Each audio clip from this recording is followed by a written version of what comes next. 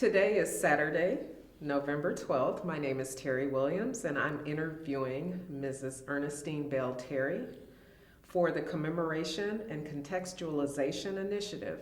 We're at the Cristo Rey Preparatory College School in Houston. Thank you, Mrs. Terry, for agreeing to this interview. This interview is being recorded, and the unedited copy will be housed at Briscoe Center of American History. Please know that if there is anything you do not wish to discuss, I will honor your wishes. If there are topics you wish to discuss and I haven't asked about it, please do bring it up. Lastly, if we need to take a break to get a drink of water or another reason, please let me know. Let's start with growing up in Texarkana. Can you tell me a little bit about your childhood and your family? Yes, I'm an only child, and I started school at 4 years old, so my parents had to pay for me for 2 years. I started first grade at Dunbar High School. At the time, it went from first to 12th grade. But when we got to the 6th grade, we had to go to another school because they eliminated the elementary school. And so everybody had to go to a school that was closest to their homes. I went to Newtown School, which is the elementary school, because it was close to me. After that year, which was 6th grade year, I went back to Dunbar, and I continued there until I graduated. Can you tell me why did they eliminate the elementary school? Because the high school needed the room. Okay. They needed the room that the 1st through 6th grade was taken up, because the high school had grown quite a bit. Any stories growing up you would like to share that impacted your life? I was always by myself most of the time at home because I was an only child. But I always enjoyed going to somebody else's house or having somebody else to come to my house so I would have someone to play with. And I made a bond with Frances Eugenia Alton Brewster in 1st grade. I think we almost drove my aunt crazy because she was our teacher. Her name was Mrs. Simpson. And not only did she have us in 1st grade, but she kept us until it was time to go home. So she had us after school also. Tell me a little bit about some of the things that you and Miss Eugenia would do together. Frances and I went to the movies after we grew up. We would go to the movies together on Sunday. But even before that, we just played and played and played. We were also in the band, and to this day, we are still best friends. Where does she live now? She lives in Texarkana. That's awesome. How did your parents or family feel about the role of education in your life? Education played a big part in our lives because most of my aunts, my father, and his sisters and my mother's sisters, everybody was a teacher.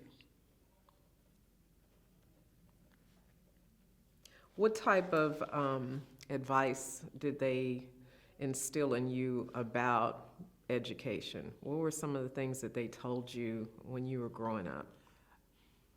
Get an education so that you can do something more than just get up in the morning and sit around. They encouraged us to go to school, excuse me, and to go to college to further our education also. And when I say my cousins lived not too far from me. My mother's sister lived not too far from me, and so did my grandmother. So we were all in the community together, and everybody encouraged us to go to school. One of the main reasons was my grandmother was not real good at reading and writing, because she, as she had been, and her mother had lived somewhere in South Carolina or North Carolina, My grandmother, my great-grandmother, tied my grandmother on her back and walked to Texarkana from the other side of the United States and settled in Texarkana. And after she grew up and got married, she taught sneakingly slaves to read and write. Now, she wasn't excellent at it, but she knew more than they did. So she taught them to read and write in the church that I belonged to until I left Texarkana, which was Poly Chapel Baptist Church in Texarkana. So, who was teaching the slaves in your family? My grandmother, Your grandmother. Laura Bryant Bell. Do you think the fact that that your grandmother was teaching slaves to have some literacy, do you think that played a role in why you ultimately became an educator yourself? Yes. Can you elaborate a little bit about that? She taught slaves to read and write, but she had to do it at night in the basement of the church, because if she had gotten caught, she would have either gotten killed or put in jail. So she was sacrificing a lot in order to do that kind of work. And so it kind of hung on to her children, and my dad was one of her children. And so then he pushed that. My mother pushed it because she was a teacher also. Can you tell us about grade school? Specifically, talk a little bit about some of your favorite teachers or stories about your favorite times during that time period in elementary. Like I said, Francis and I were together all the time at school. And we started first grade, and we would get in trouble. My aunt was a teacher. She'd put us in the cloakroom to touch our toes, and we would be sniggling the whole time. They couldn't control us. Most of the teachers would get upset because we can still do that. We can be on one side of the room and the other one on the other side, and we turn around and look at each other, and we know exactly what we're talking about. What type of things did you all do to get in trouble? Talking. Always talking. And sometimes we try to help out other children. We were the youngest in the room, but, we already knew a lot of things, that we were being taught. So you try to sneak and help somebody else so we could get out for recess. All right, so tell me about, where did you go to high school? Dunbar. Dunbar. Mm-hmm. Tell us about your time during your high school years. During my high school years, the first probably 2 or 3 years, in junior high school, we were still at the same school in Dunbar in the same place. And later on, they built a new school and a new community. And so that's where the school was moved to, and that's where we graduated from. But I was in the band. I took homemaking. The band would go on trips. We went to Prairie View for band trips, and we went just about every place that the football team we went, being in the band. And that was thoroughly enjoyable because we got a chance to go to places that we had never been, like Idabel, Oklahoma. Tell me about that. Idabel, Oklahoma. Idabel, we didn't get to see very much other than the school and the football field, but it was somewhere different than Texarkana, so we were just happy to be able to go and spend some time somewhere else. What did you play in the band? E-flat, alto, saxophone. Okay. I still have it. Do you still play it? No. What were race relations like in your community when you were in school? When I was growing up in Texarkana, at first I did not realize what a jewel we had in that town. because it was supposed to have been separate but equal, well, you know that wasn't the truth. But we had our own grocery stores, our own doctors, our own drugstores, movie house, and even the service stations. We had our own. We also had our own hospital. And there was a building where the doctors were, and the upstairs had lawyers, 3 or 4 doctors. One of them was baby doctor. That was there. And then there were 3 other doctors that were general practitioners, and 2 dentists upstairs. Downstairs there was the pharmacy, cleaners, shoe shop, and a jewelry shop. So we were really kind of self-sufficient except for clothing. So you said that it was separate but equal, but we all know that obviously that wasn't the case. You said that there was some self-sufficiency. With that in mind, did you notice, were there ever any times of conflict? I mean, I know that as a Black community, you were living within your own community and you were separate. Were there times where you had any, conflict with the white community? Yes, especially when I got to be a teenager and I would walk home in the afternoon after band practice. And even if we weren't, but if we were walking home, the bus with the white kids on them would pass by and call us names. Now, they were riding the bus, and then sometimes they would be riding the bus, the city bus. When we got on the city bus, if we got on and sat down and then it got crowded, we had to get up and go to the back of the bus and let white people sit down. Were there any other situations that you had those type of interactions with white people? We had, at the theater, we had our own theaters, but that kind of came a little bit later. But there were balconies, and so we had to sit in the balcony. You had to go upstairs and sit in the balcony, and that's where whatever was going on, whatever movie it was, that's where we had to sit. There was no sitting downstairs. So the whites could sit at the lower level? At the lower level. Wow. So, speaking of race relations, do you recall knowing about the Heman Sweet versus Painter case? And did your community participate in that case? I don't remember anybody participating in it, but we knew about it. Okay. What did y'all say about it? Not very, it wasn't talked about very much.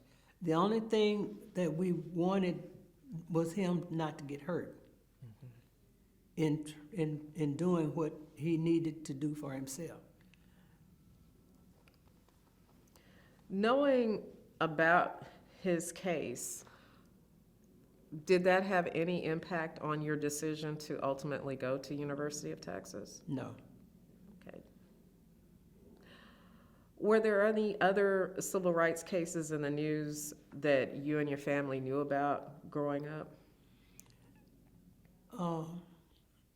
The case with the Little Rock 8, that case was tried in Texarkana.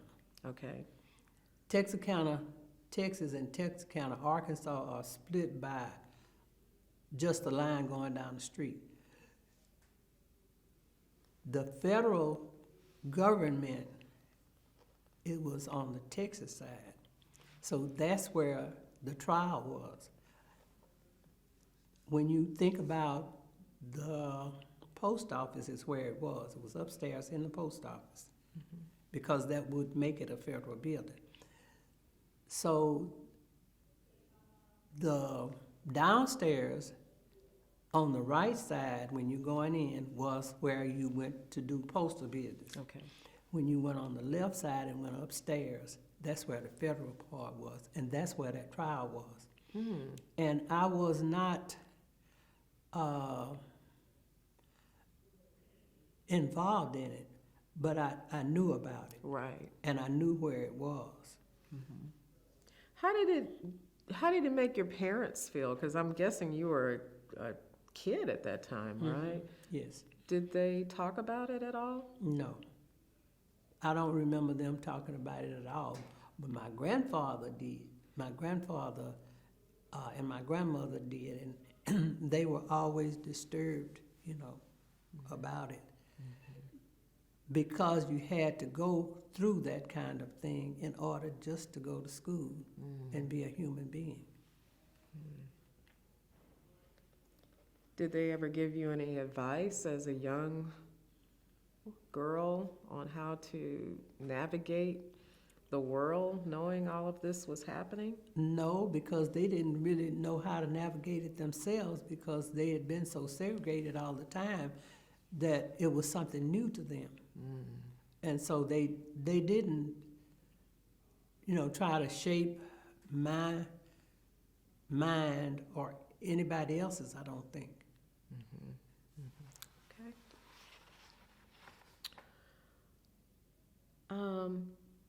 Please tell us about why you decided to apply to the University of Texas.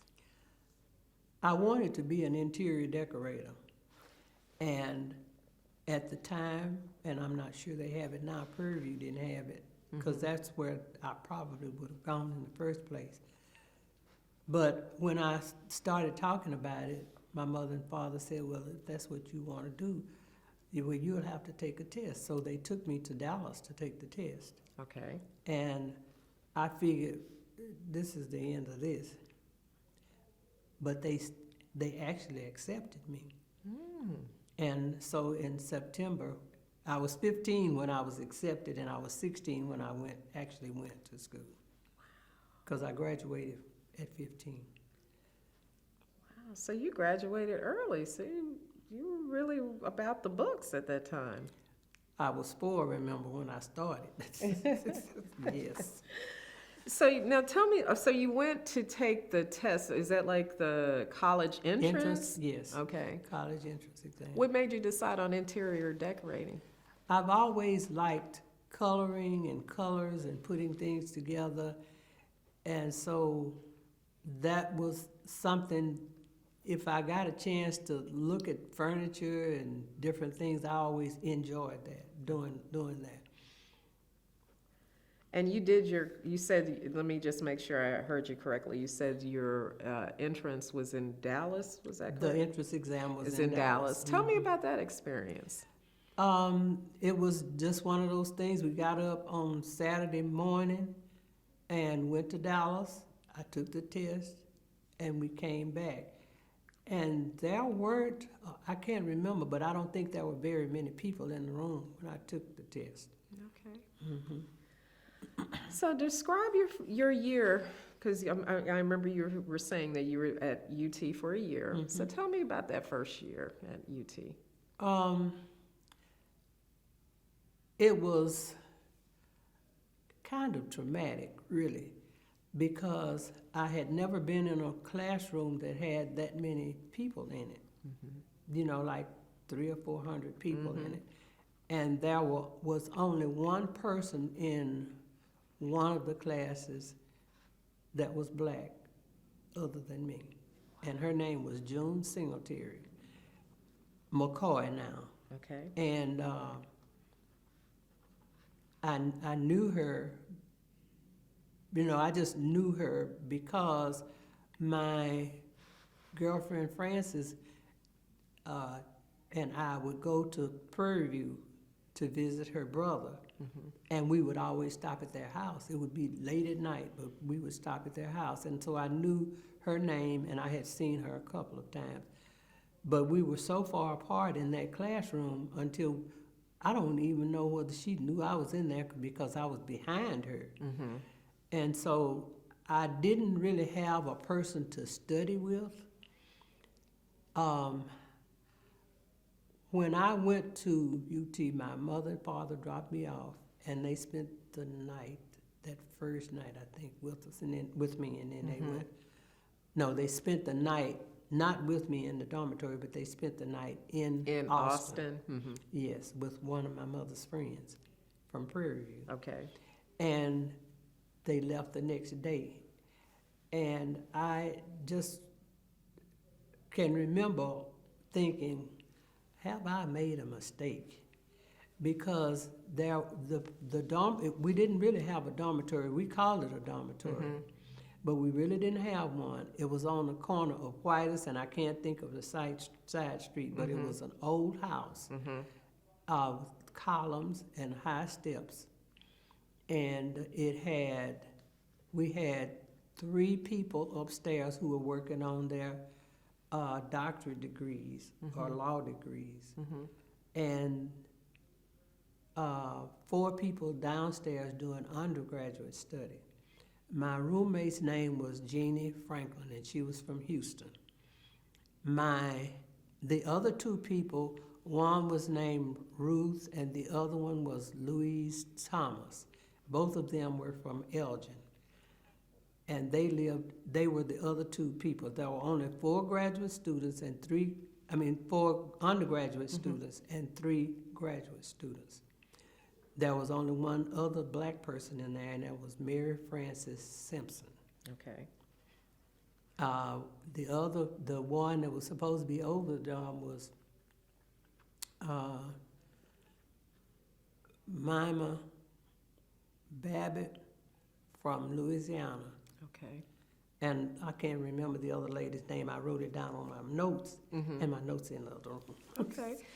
So you're saying Jeannie Franklin, Louise Thomas, they're Anglo women, right? Oh, they're all black. Okay. So we had no association with any girls on that campus, other than passing by, maybe seeing them in the dining hall and in classroom. Okay, got it. You said that after your parents left, you said, did I make a mistake? Can you tell me why you felt that way? Because it was rather isolating in that dorm, in that place, in that room where we were. We were in the back of the house. Okay. Jeannie and I were in the back of the house. And it was, you don't know anybody, and you want to make friends, but they don't even want to talk to you. So we were just kind of with ourselves. But further on into the year, the girls that were on Houston Tillison's campus would come over, and they didn't have anywhere else to go, so they would come and stay in our room. Quite a few of them did. They needed a place to rest.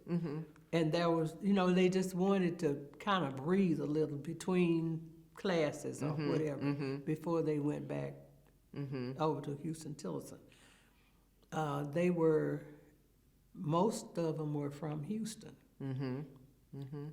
And Jeannie was from Houston, and I think maybe she might have had some classmates, but they might have been boys. Some classmates there, but I had nobody. I knew one girl that was there, but she wasn't gonna have anything to do with me because she was Caucasian.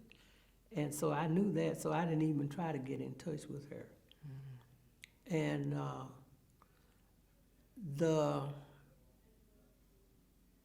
when the basketball season came, and we decided we were going to go to a basketball game, and I don't even remember who we were playing, But I went to the game, I think with Louise and maybe somebody else.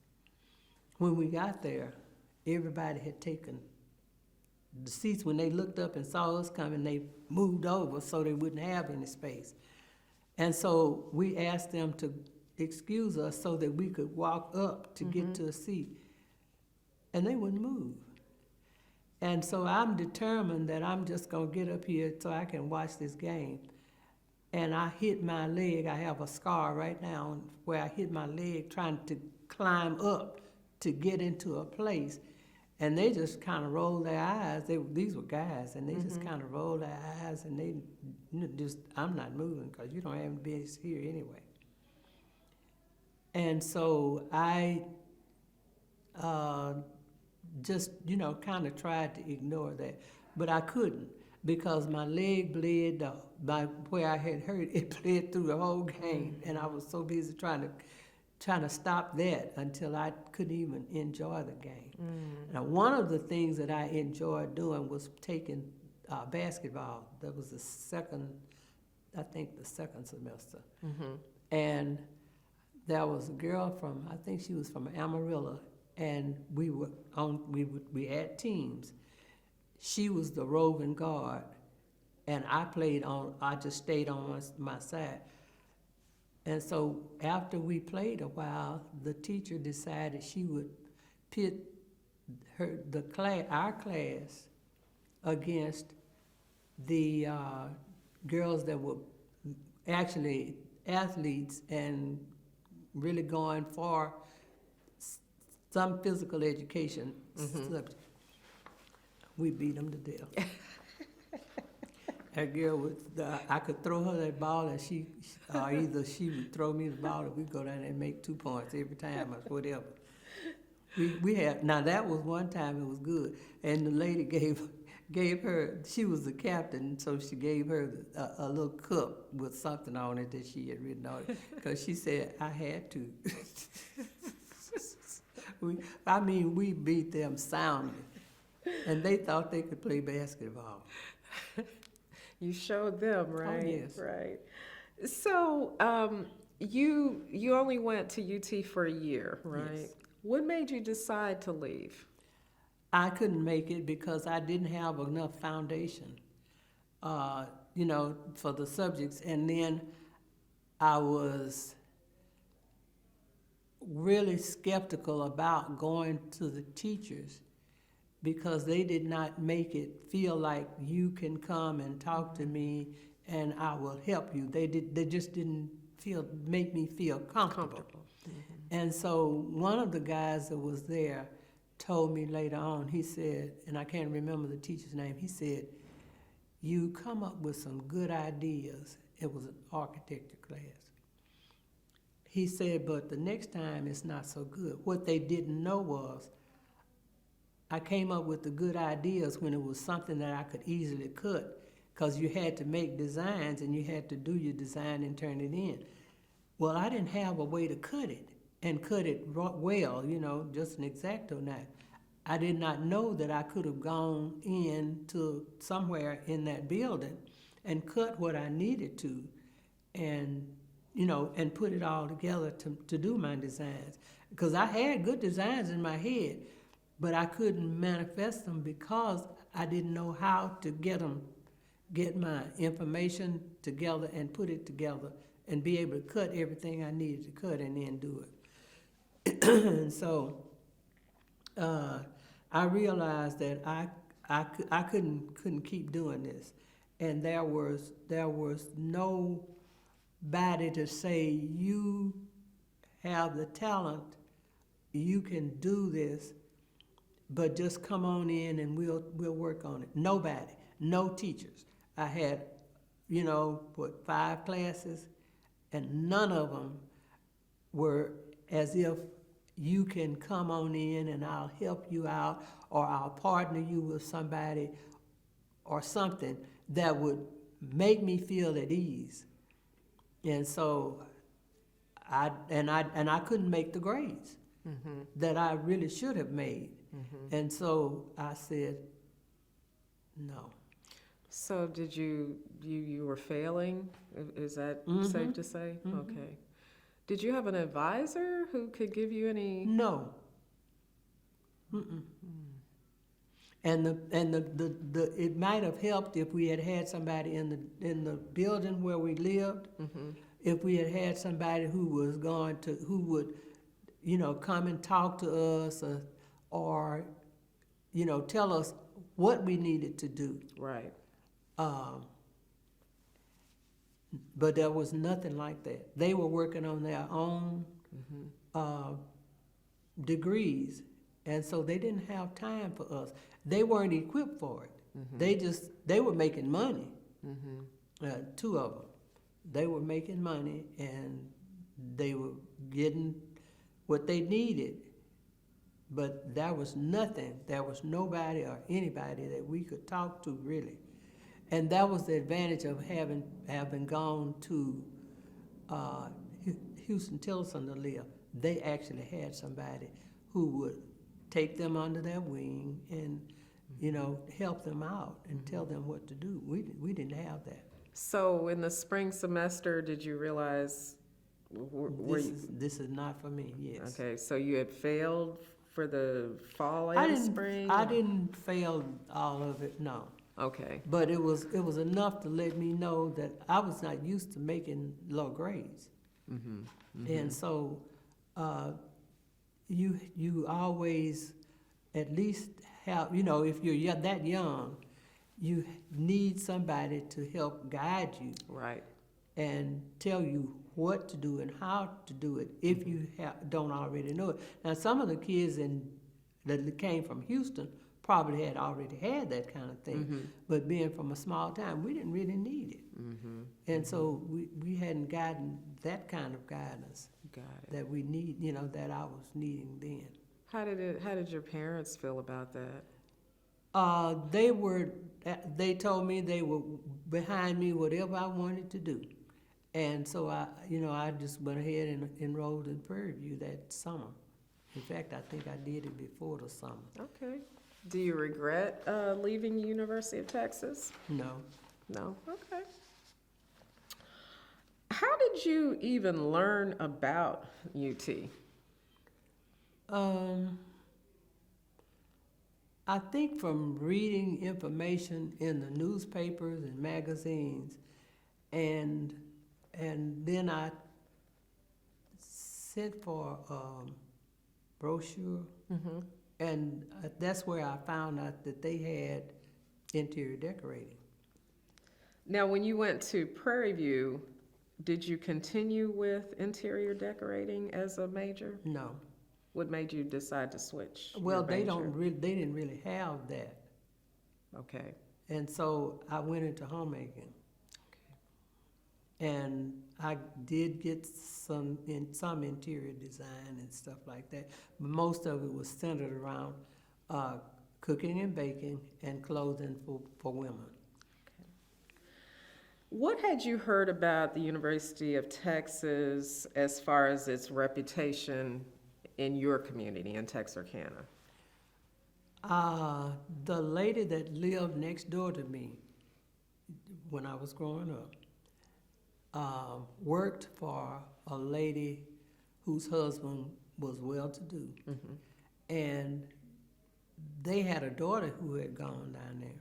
And then when I got the information that I got, I thought about Sue Ellen had gone down there too. In fact, she was there when I was there, but I never saw her. Was she black or white? White. White, okay. And what was their description, or what did they say about UT? She just said it was a good school, and the lady that next door said that it was a good school, and that they had a good football team, and the classes, were supposed to be good. She didn't say a whole lot about it, other than she knew that it was good because of the fact that this girl had picked this particular school to go to.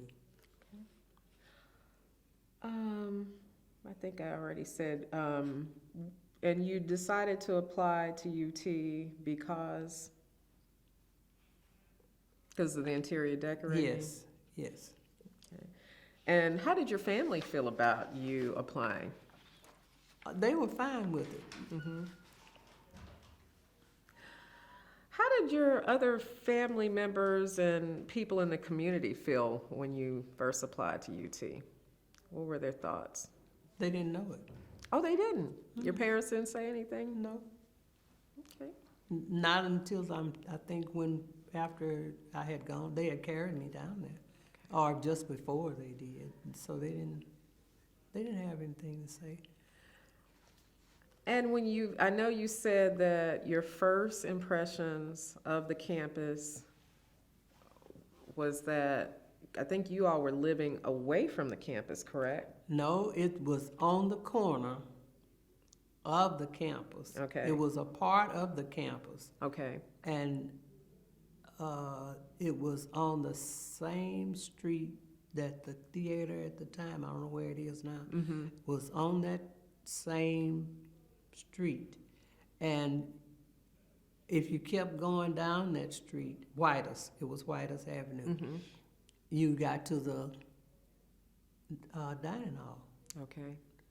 And so there was, what they had done was they put us just enough on the campus for us to say we're on the campus, but we were not a part of the campus. I see. We were away from it, and we might as well have been in another part of Austin, because nobody came over to where we were other than the people that lived there and those few girls that were coming just for a respite during the day.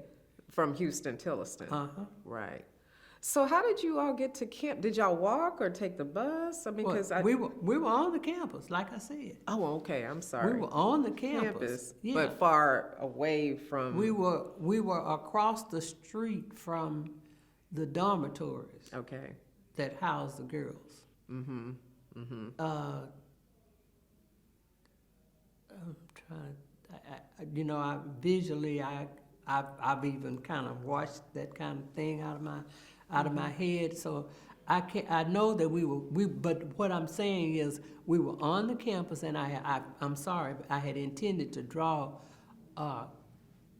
the place where we were, because we were on a corner, and across the street, if you walked across the street, there were dormitories for girls. Okay. But we were not really a part of that. Correct. Because that's where I know that there was a lawsuit filed with a number of black students. Right. Right. Were you a part of that lawsuit? No, they did that after I left. Got it. Got it. What were your expectations before you arrived on campus? What did you think UT would be about? I thought it would be a place that might not have been as friendly as Dunbar was, but I expected it to be more caring and understanding than other places, because I felt like Austin was so much bigger than Texarkana that integration would be better, but it was not. Tell me a little bit about, you said it seemed like you had a community with those ladies from Houston, Tilliston. Yes. What type of conversations did you all have with those ladies when they would stay with you all in the dorm? Not much of a conversation, because we were always studying, and we weren't. It would have been different if we could have done it at night, but you were so busy trying to get yourself together, and they were so busy trying to get themselves together to go to their classes until there was.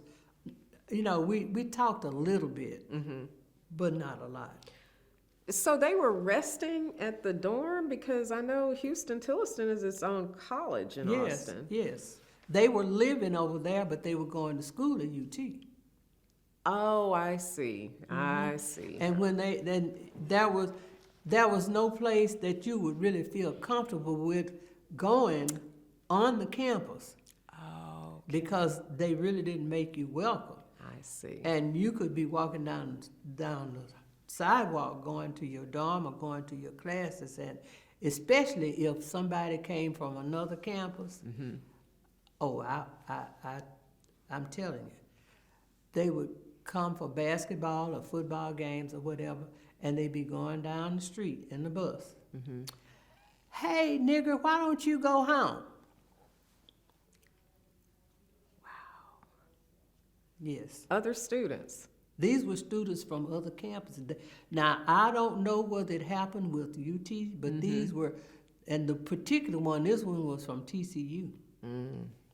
Texas Christian University, right. Okay. What do you think your professors' expectations of you were, and what made you think those were their expectations? They expected us to do exactly what all of the rest of the students did and more. Not less, more. They really didn't talk to us, but they expected us to do well. They expected us to do, like I said, more. But they didn't, the classes are big, so they really didn't talk to you. And unless you just went up to them and made them talk to you, they didn't say anything to us. You got a big class, and then you had smaller classes, and they still didn't talk to us. They just gave you assignment, assigned you somebody to be in with science experiments and things, but they never really talked to you. Tell me what you mean by expected more. Can you give me an example of a particular class where a professor expected more so from an African American student such as yourself compared to an Anglo student? Well, in I guess it was that engineering class, Okay. architecture class, and whatever I did, it wasn't enough. I looked at somebody else's, and it looked, pretty good, but I didn't think they had done any more than I had. So that's what I meant. Okay. And I know we've already talked a little bit about you felt like you didn't get enough support.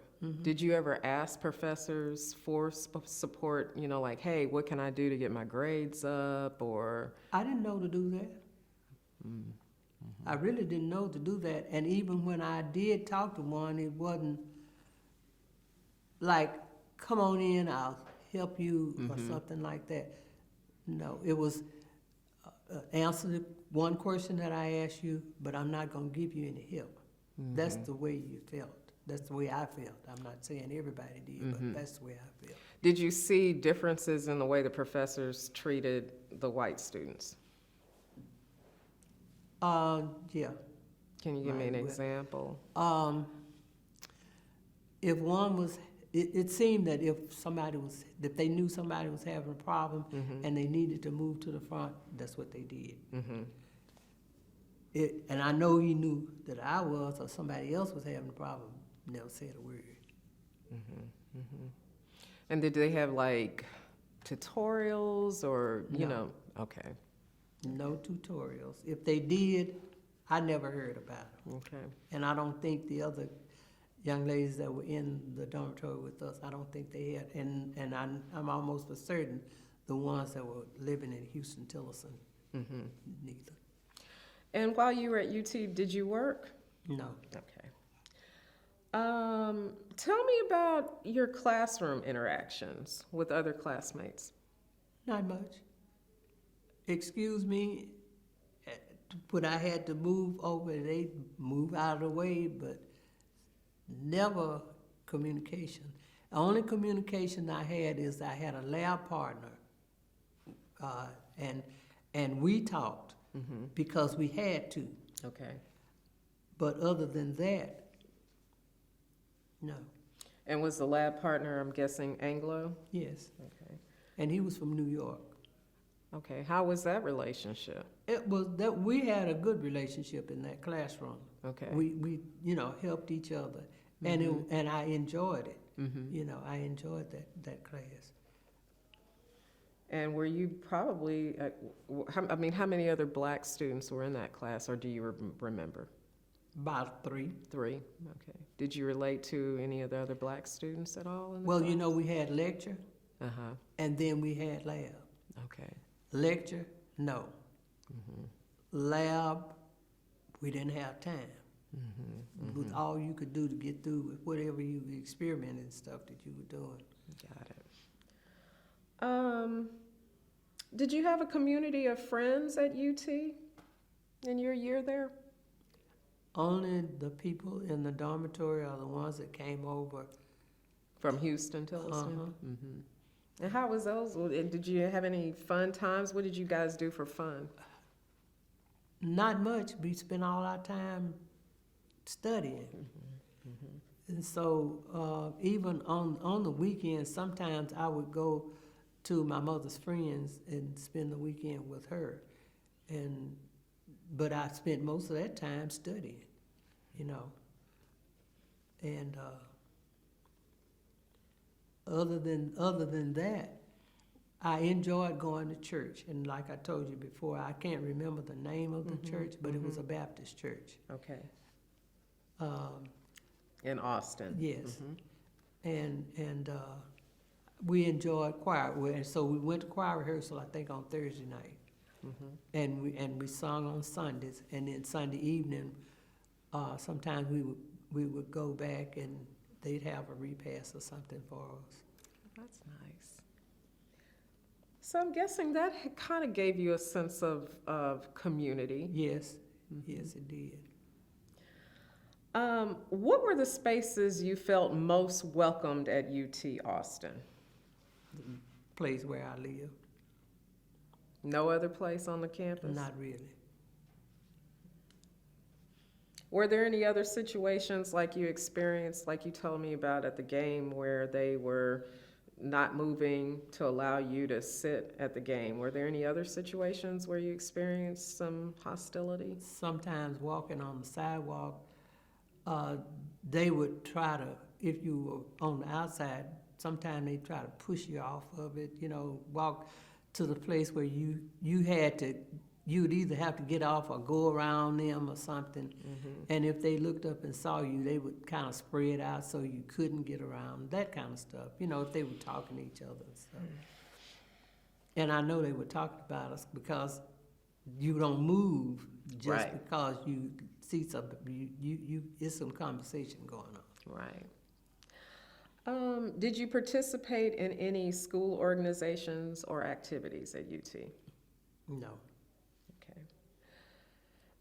Besides what we've already talked about, what were some of the biggest challenges you faced, other than what you've already talked about? Were there any other challenges you faced at UT? Having to ride the bus, it was a long way for me to get my hair done. And so I would have to do that, and nobody talked to you on the bus. I don't care what color. Nobody talked to us, to you on the bus. And I had to go downtown and then transfer to get to where I needed to go. Now, was that I'm guessing, was it the east side of Austin to get your hair done? I think so. Right. 11th Street, 12th Street. Probably, because I think that's where the black community. Yes. Now, at that time, I'm guessing you had to sit at the back of the bus? Yes. Wow.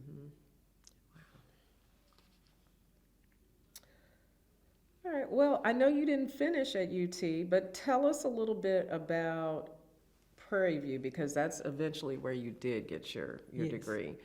Tell me, what was the biggest differences you noticed between PV and UT? We were in a dormitory on the campus, and everybody knew everybody in most of those dormitories. Well, and because they had freshmen in one, sophomores, and I went in as a sophomore. Oh, good. And so, and there were people who, most of them I did not know, and so all of us, kind of became friends. Mm-hmm. And even when we moved on the next year, we were in the junior dormitory, for junior year and then senior year. Mm-hmm. And so we were just kind of bonded. Mm-hmm. Each year more and more. And some of them I'm still friends with. And then you got your degree in Homemaking. homemaking, right? Mhm. Okay. And then I went back and I got a master's in elementary education of mine and art. From which school? From Prairie View. Mhm. Okay. In fact, my daddy wouldn't let me come home until I got certified for elementary education, even though I had, already graduated. What type of conversations did you have with some of the students when you got to Prairie View about UT, or did you ever have any? Very few, because they didn't know where I came from. And I just never, never even thought to say anything to them about it. And eventually, they would get, well, where, they would get around to it. And so they said, well, how was it? I said, it was all right, and that was it. Mm-hmm. I never brought up any of the things, that happened to me or anything like that. Okay. And what has been the major role of education in your life? Education has made me an educator. I taught for 34 years. The first 2 years, I taught homemaking in Marshall, Texas, at Pemberton High School.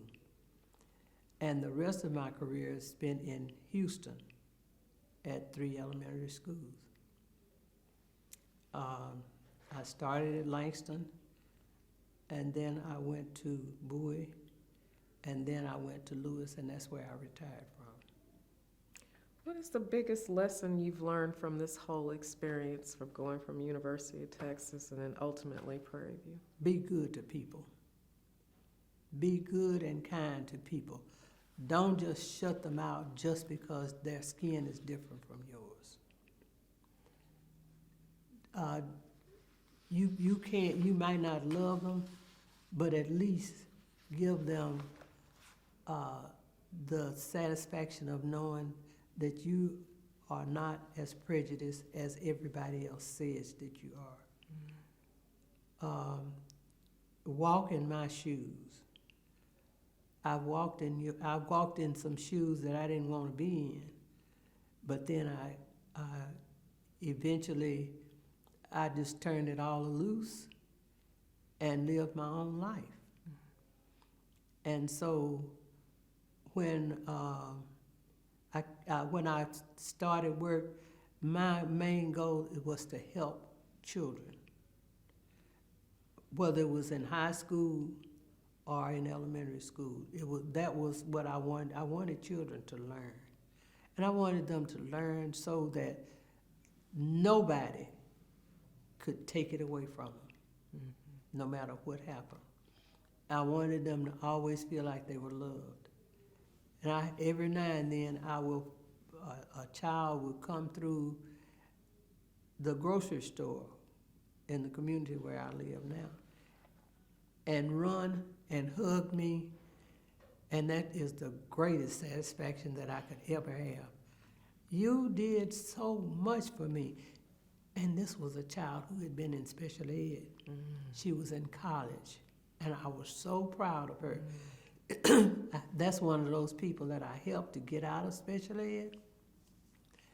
And I don't know whether she graduated because I never saw her again. I think her family moved. Okay. And so, but she was in school, and I don't know whether she graduated or not, but I bet she did because she was determined. That particular one. But I've had other ones to stop and stop me and tell me, I'm so glad I had you, I don't know what to do. That's awesome. That's awesome. The decision to attend UT Austin made it possible for other Black students to attend. What advice would you give to the current generation of kids who may want to go to UT? If that's where you want to go, and you feel like you're prepared to go into whatever you want to do for your life, go. And I think they've changed. Mm-hmm. They might not have changed a whole lot, but I think they've changed enough that you would be comfortable. Mm-hmm. Because you could live in a dormitory, or you could live, off campus or whatever, and be very comfortable in what you did. And I believe that I've had some people to tell me that the teachers are different, and I'm hoping that's a good thing, because they said they are more helpful. Mm-hmm. Because there was no teachers to help that I know of, that would help you and help you to understand what you were doing and how to maneuver through Right. through the classes and everything. Right. Mm. I tell you what, I enjoyed going back, even though I didn't go to a class. But when I went to the 50th reunion, Uh-huh. I had not intended to go. I didn't want to go, but something kept nagging at me, and that's the reason I'm here now, because nobody had any information on me. Wow. Nobody. What prompted you to go? I don't know. I guess it was the Lord that touched me, because everything they sent me from UT had gone in the trash can. My mother saved, they would send me stuff all the time. Mm-hmm. And my mother would save it for me, so when I went home, even after I got married, I was still getting stuff from UT. And it all went in the trash can. But for some reason, that year, I said, you know what, I'm going to answer this. And I did. And somebody called me, it might have been Leon, who called me, and we talked, and he gave me information of what was going to go on and everything. And so that is why I went when I did. And I was glad I did, because they asked me to speak, and I think that's why I'm here now. Tell me about, what did you speak about during the... I talked about my my years at UT. And, it wasn't, I didn't think it was anything that spectacular, but they applauded me, and okay. But they continued, and so I finally started paying dues for precursors. That's awesome. That is so awesome. So there's a fellowship, it seems, with you and the other precursors. Yes, one in particular, I went to Prairie View, and his twin sister was there, and we became very good friends. We're still good friends. Her name is Ella Lindsay now, and her twin brother was named Charles, and he passed about a year or two ago. Okay, I'm sorry to hear that. Oh, that's awesome. So was the celebration in Austin for the reunion or precursor? Yes. Where Yes. was it? I don't even remember the hotel. Uh-huh. But we were at a hotel, but then we went to another part of the campus, and that's where they had a meeting, and they took pictures, and I didn't know they were going to take pictures, so I just did not look. Oh, please. It was one of those things where I expected to be able to go on the bus with everybody else, but I didn't know you had to get your own transportation. And by the time I got my husband all settled and got downstairs, there was nobody down there, and they said you have to get your own way. And so a couple of us got a taxi and went over to the building, and that's where that's where they took pictures of us. But the one night they asked me to speak, it wasn't I guess it might have been a banquet. It wasn't a banquet, but it was a get-together. And are you still in touch with the other precursors? Some of them I am, yes. That's great. That's great. And so how do you think ultimately going to UT impacted your overall life? it made me want to be nicer to people. I was already a nice person, but if I tell you I'm a really, really nice person now, that school made me a nicer person. Because there's nobody that I'm not willing to help. I don't care what the circumstances are. And I am a person who will, I may not send you any flowers, but I'll send you stamps if you have a death in your family. I will call you. I will keep up with you. And that book I had that I told you, my daughter said, don't you ever lose it.